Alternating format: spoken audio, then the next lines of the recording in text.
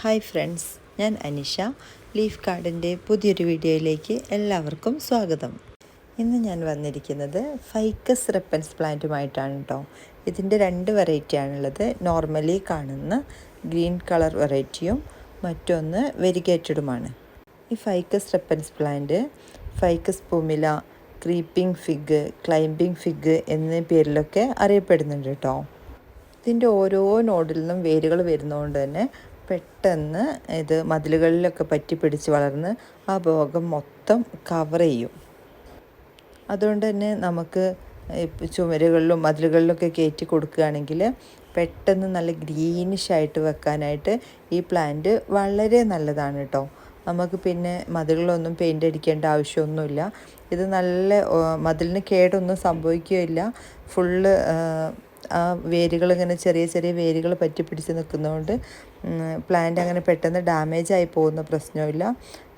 നന്നായിട്ട് ഗ്രീനിഷായിട്ട് എപ്പോഴും മതിലുകളൊക്കെ നല്ല ഭംഗിയോടുകൂടി നിലനിർത്താനായിട്ട് സാധിക്കും. അത്യാവശ്യം നനവ് ആവശ്യമുള്ളൊരു പ്ലാന്റാണ് കേട്ടോ ഈ ക്രീപ്പിംഗ് ഫിഗ്. ഡെയിലി വാട്ടറിങ് അല്ലെങ്കിൽ കൂടി കിട്ടും. അത്യാവശ്യം ചൂടുള്ള സമയങ്ങളിൽ ദിവസവും നനച്ച് കൊടുക്കുകയാണെങ്കിലാണ് ഇത് നല്ല ഗ്രീനിഷായിട്ട് എപ്പോഴും ഉണ്ടാവുള്ളൂ. അല്ലെങ്കിൽ ഇതിന് ചെറിയൊരു ക്ഷീണം പറ്റാൻ ചാൻസ് ഉണ്ട്. എന്താണെന്ന് വെച്ചാൽ കൂടുതൽ ഇങ്ങനെ ക്ലൈംബ് ചെയ്ത് പോകുന്നതല്ലേ. അപ്പോൾ ഇതിൻ്റെ ലീഫിലൊക്കെ അത്യാവശ്യം നനവ് കൊടുക്കുകയാണെങ്കിൽ, അടിഭാഗത്ത് മാത്രമല്ല ലീഫിലും നനവ് കൊടുക്കുകയാണെങ്കിൽ വളരെ നല്ലതാണ്.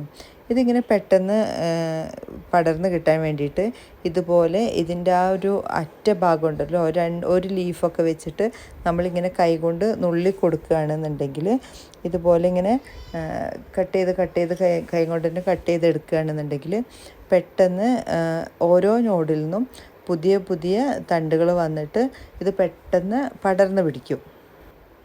പിന്നെ ഇടയ്ക്കൊക്കെ നമ്മൾ മാസത്തിലൊരിക്കലോ 2 മാസം കൂടുമ്പോഴൊക്കെ ഫെർട്ടിലൈസേഴ്സ് കൊടുക്കുന്നത് വളരെ നല്ലതാണ്. ഇതിന് മണ്ണിൽ നിന്നുള്ള ഒരു ഫെർട്ടിലൈസേഴ്സ് മാത്രമല്ലേ കിട്ടുന്നുള്ളൂ, അടിവളങ്ങൾ മാത്രമല്ലേ കിട്ടുന്നുള്ളൂ. അപ്പോൾ ഇത്രയും ഭാഗത്തേക്ക് പടർന്ന് കയറി പോകുന്നതുകൊണ്ട് തന്നെ നമ്മളിതിൻ്റെ ലീഫിലൊക്കെ 19 കാൽഷ്യം ഇത്തരം ഫെർട്ടിലൈസറുകളൊക്കെ ഇടവിട്ട് ഒരു മാസത്തിലൊരിക്കൽ അല്ലെങ്കിൽ 2 മാസം കൂടുമ്പോഴൊക്കെ സ്പ്രേ ചെയ്ത് കൊടുക്കുകയാണെങ്കിൽ അത് വളരെ നല്ലതായിരിക്കും. ഇതിൻ്റെ പ്രൊപ്പഗേഷൻ വലിയ ബുദ്ധിമുട്ടൊന്നുമില്ല കേട്ടോ. ഓരോ നോഡിൽ നിന്നും വേരുകൾ വരുമെന്ന് പറഞ്ഞല്ലോ. അതുകൊണ്ട് ഈ ഓരോ കട്ടിങ്സും നമുക്ക് കട്ട് ചെയ്തെടുത്ത് തണലത്ത് വെച്ച് പുതിയ പ്ലാന്റ്സുകൾ ഉണ്ടാക്കിയെടുക്കാനായിട്ട് സാധിക്കും.